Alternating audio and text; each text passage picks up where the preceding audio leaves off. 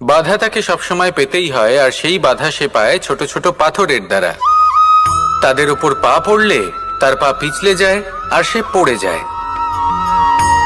এই ছোট ছোট পাথর হলো আমাদের জীবনের সেই ছোট ছোট সমস্যা, সেই ছোট ছোট ভুলগুলো যেগুলো আমরা অবজ্ঞা করতে থাকি। আমরা ভাবি এর দ্বারা কি বা ক্ষতি হবে, কিন্তু সেগুলোই অনেক সময় আমাদের অসফলতার কারণ হয়ে দাঁড়ায়। যত তাড়াতাড়ি সম্ভব এই ছোট ছোট পাথরগুলিকে জীবন থেকে তুলে ফেলে দিন।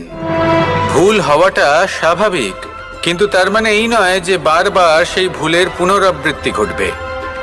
ভুলটা বুঝুন, সেটা স্বীকার করুন আর সেটা শুধরে নিন।